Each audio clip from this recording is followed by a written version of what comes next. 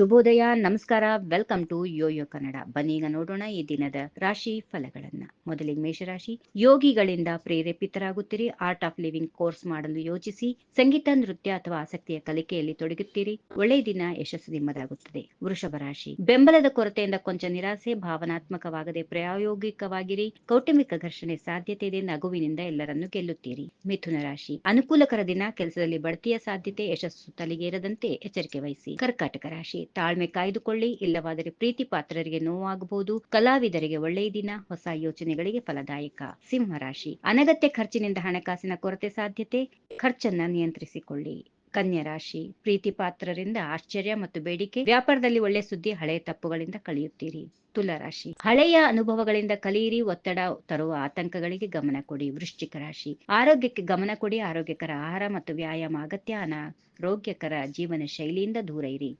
ಧನುರಾಶಿ. ಕೆಲಸದಲ್ಲಿ ಜವಾಬ್ದಾರಿಗಳು ಹೆಚ್ಚು, ಸವಾಲುಗಳನ್ನು ಉತ್ಸಾಹದಿಂದ ಸ್ವೀಕರಿಸಿ. ಮಿತ್ರರ ಸಂಖ್ಯೆ ಬೆಳೆಯಬಹುದು. ಮಕರ ರಾಶಿ. ವಿಶ್ರಾಂತಿಯ ದಿನ, ಹಳೆಯ ಪ್ರೀತಿಯ ನೆನಪುಗಳು ಮರುಕಳಿಸಬಹುದು. ಪ್ರಣಯಕ್ಕೆ ಮತ್ತೊಂದು ಅವಕಾಶ ನೀಡಲು ಯೋಚಿಸಬಹುದು. ಕುಂಭರಾಶಿ. ಭಾವನೆಗಳಿಗೆ ಬಿಡದೆ ತಾರ್ಕಿಕವಾಗಿರಿ, ಭಾವನಾತ್ಮಕ ನಿರ್ಧಾರಗಳು ಸಮಸ್ಯೆ ತರಬಹುದು. ಇನ್ನು ಕೊನೆಯದಾಗಿ ಮೀನರಾಶಿ. ಪ್ರಣಯದ ದಿನ, ಒಂಟಿಗಳಿಗೆ ಕನಸಿನ ವ್ಯಕ್ತಿ ಭೇಟಿಯಾಗಬಹುದು. ವಿವಾಹಿತರಿಗೆ ಬಾಂಧವ್ಯ ಗಟ್ಟಿಯಾಗುತ್ತದೆ, ವೃತ್ತಿಯಲ್ಲಿ ಗಂಭೀರತೆ ಹೆಚ್ಚಾಗುತ್ತದೆ. ಹೀಗಿವೆ ಈ ದಿನದ ರಾಶಿ ಫಲಗಳು. ಸರ್ವರಿಗೆ ಶುಭವಾಗಲಿ. ಶುಭ ದಿನ. ನಮಸ್ಕಾರ. ಈ ವಿಡಿಯೋ ನಿಮಗೆ ಇಷ್ಟವಾದಲ್ಲಿ ಲೈಕ್ ಮಾಡಿ, ಶೇರ್ ಮಾಡಿ, ಸಬ್ಸ್ಕ್ರೈಬ್ ಮಾಡಿ.